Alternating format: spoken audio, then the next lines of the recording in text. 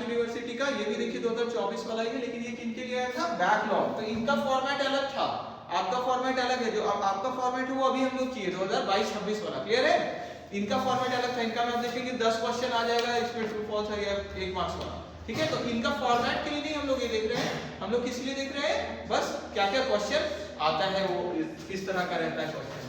तो ये हम लोग CBCS बैच जो थे उनके लिए है ना। तो ये बैकलॉग वाला क्वेश्चन जो हमारा फिर से, ठीक है, जो आया, ठीक है 2024 ऊपर में जो लिखा हुआ है, तो ये पुराना बैच वाला जो क्वेश्चन है, ठीक है। तो उस समय इनका पेपर का जो कोड था ना वो क्या था, CC6 था, जैसे आपका MJ चलता है ना, ठीक है। तो इनका था CC6। चलिए देखिए, तो पहला ट्रू फॉल्स है। तो पहला क्वेश्चन 1 उसमें बोला गया इनकम टैक्स क्या इनडायरेक्ट टैक्स है, नहीं, फॉल्स होगा इसका, ठीक है। दूसरा आंसर लिखा हुआ है क्या आपके पीडीएफ में, नहीं ना, तो आप आंसर लिख लीजिए, कॉपी में लिख लीजिए, जिससे आसानी रहे बाद में आपको पढ़ने में। मिला लीजिएगा, अगर रॉन्ग हो तो बताइएगा हमको भी कुछ, है ना। फिर एग्रीकल्चर इनकम क्या टैक्स फ्री होता है, इस टैक्स फ्री है कि नहीं, है ना, टैक्स फ्री है ना। तो true, allowance received by member of parliament are not exempt from tax, ठीक है। कुछ अलाउंस जो रिसीव करते हैं वो एग्जेम्प्ट होता है, कुछ अलाउंस। तो पूरा ही इसका आंसर, तो इसमें हम थोड़ा एक्सप्लेनेशन भी कर देंगे, कुछ अलाउंस क्या होता है, ठीक है, एग्जेम्प्ट होता है, ठीक है, समझ में आया। तो इसका आंसर क्या एक्सप्लेनेशन के साथ लिखेंगे, false certain allowances are exempt, clear हो गया, अंडर सेक्शन 10 सबसेक्शन 17, ठीक है, ठीक है, क्लियर है सबको। Next, all perquisites are taxable, सारे टैक्सेबल होते हैं क्या, नहीं, हम लोग पढ़ा ना 3 कैटेगरी में बांटा गया है, टैक्स फ्री वाला और फिर अलग अलग जो है, क्लियर सबको। बिजनेस इनकम में मेडिकल एक्सपेंसेस को क्या अलाउ किया जाता है खर्चा के रूप में, बिजनेस इनकम का बात किया जा रहा है, बोलिए, बिजनेस में तो नहीं होता है वो, क्लियर है, क्लियर है, फॉल्स होगा इसका, ठीक है, ठीक है। ओनली एक्सपेंसेस जो कि होली एंड एक्सक्लूसिवली किसके लिए हुआ है, बिजनेस के लिए, उसको अलाउ किया जाता है रिडक्शंस में, है ना, फ्रॉम बिजनेस। फिर देखिए, loss from lottery can not be set of, set of नहीं किया जा सकता है, हाँ ट्रू, उसको नहीं सेट, जैसे हम बोले थे ना कि लॉटरी का खर्चा लग गया आपको आने जाने में, सब कुछ लेस नहीं होता है। डिडक्शंस अंडर सेक्शन 80C से लेके 80U तक can exceed gross total income, deduction ज्यादा हो सकता है ग्रॉस टोटल से, नहीं, है ना, मैक्सिमम कितना तक हो सकता है, ग्रॉस टोटल तक ही, क्लियर है। नेक्स्ट, तो इसका क्या हो गया, false.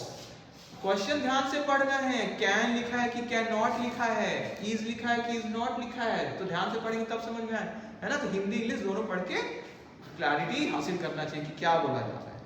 Dividend received from an Indian company is not included in income in total income, क्या डिविडेंड टैक्सेबल नहीं होता है, होता है ना। तो फॉल्स, यहाँ नॉट लिखा हुआ है, तो क्या होगा answer, false.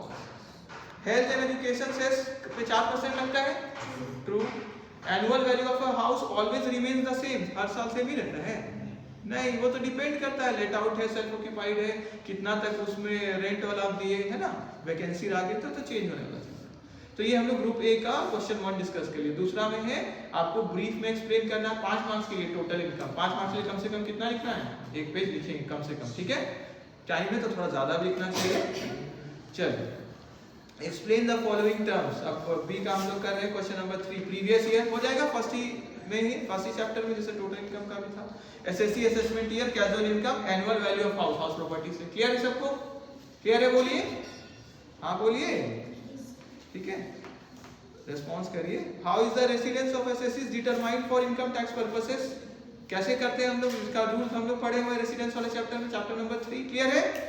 Explain the incidence of residence on tax liability, कि भाई ओआर को क्या लगता है, सब सारा इनकम पे, इंडिया हो चाहे इंडिया के बाहर, लेकिन एनओआर और एनआर को वो है लास्ट वाला पे रेस्ट्रिक्शन है ना, उनको नहीं लगता है सब पे टैक्स, क्लियर है सबको, तो उसको भी एक्सप्लेन करना है, ठीक है। तो ये बहुत इंपॉर्टेंट क्वेश्चन है, ठीक है, जो आपको हम बाद में भेजेंगे भी इंपॉर्टेंट क्वेश्चन वाला, लेकिन पहले भी बोले हुए रेसिडेंस वाला क्या है, क्योंकि यही बेस है किसका, इनकम टैक्स का, क्योंकि रेसिडेंस के आधार पे क्या लगता है, टैक्स लगता है, ठीक है। फ्रॉम द फॉलोइंग पर्टिकुलर्स, तो ये चैप्टर बहुत इंपॉर्टेंट है रेसिडेंस वाला, ठीक है। फ्रॉम द फॉलोइंग पर्टिकुलर्स हमको क्या निकालना है, मिस्टर हरिदास का जो एम्प्लॉय है, ठीक है, सैलरी दिया हुआ है एचआरए, डीए और ईए एंटरटेनमेंट अलाउंस, और आरपीएफ में भी कंट्रीब्यूशन है इनका एम्प्लॉयर का 14%, 12% से ऊपर है तो टैक्सेबल हो जाएगा, है ना।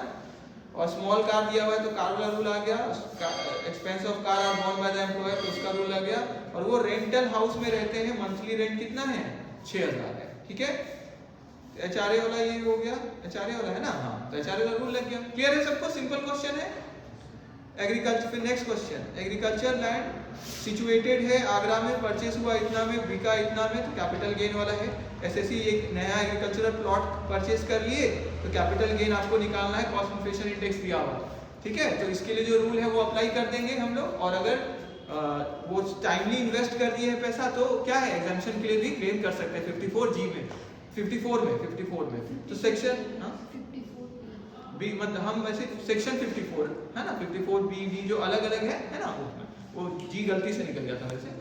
तो हमें आप एक चीज ध्यान रखिए, जो टेबल है एग्जाम्पशन वाला कि इन्वेस्ट कर देंगे किस एसेट में कितना समय के अंदर, ये बहुत इंपॉर्टेंट है। थ्योरी में भी आ सकता है कि एग्जाम्पशन जो होता है उसके बारे में लिखिए, तो इस टेबल को लर्न कर लेना है ठीक से, ठीक है। क्लास में बोले थे कि ये क्या है और क्या है, बनाते बनाते और पढ़ते पढ़ते वो खुद ही समझ में आ जाता है, इसमें ये मिलता है, जैसे हम लोग क्लास में रिवीजन किए थे, ठीक है। From the following particulars of individual आपको टैक्स लायबिलिटी निकालना है, शॉर्ट देखिए बिजनेस लॉस है, short term, long term, interest on security, deposit in PPF, ठीक है। तो सेट ऑफ कैरी फॉरवर्ड वाला चैप्टर का वाला जैसा है, सिंपल इलस्ट्रेशन है, कम से कम 10 इनकम आपको बताना है जो किसमें टैक्सेबल होता है, इनकम फ्रॉम अदर सोर्सेज। तो इसमें अदर सोर्सेज हमने पढ़े ना, इनकम को दो भाग में बांटा गया, एक क्या जो स्पेशल इनकम वाला है, जो इसी में स्पेसिफाइड इनकम है जो इसी हेड में जाता है, और दूसरा क्या जो मेरा बाकी कोई हेड में नहीं गया, किसमें चला जाता है, अदर सोर्सेज, ठीक है। तो हम लोग कोई भी 10 लिखना है तो यहाँ हो जाएगा। फिर इसमें ऑप्शन भी दिया गया है, आपको क्या निकालना है, इनकम फ्रॉम हाउस प्रॉपर्टी, तो fair rent house, fair market rent लिखा हुआ है, ठीक है। Actual rent, municipal standard rent, इस वाला हम लोग रूल पढ़े ना, इनमें से जो ज्यादा होता है म्युनिसिपल और फेयर में सब्जेक्ट टू स्टैंडर्ड रेंट, उसका कंपैरिजन किससे करते हैं, एक्चुअल से। क्लियर हो गया सबको, तो उससे हम लोग निकाल लेंगे, सिंपल क्वेश्चन है। फिर इंटरेस्ट दिया हुआ है, म्युनिसिपल टैक्सेस दिया हुआ है, ठीक है। तो ये हमारा कंप्लीट हो गया 2024 का बैकलॉग इनकम टैक्स का क्वेश्चन। Thank you.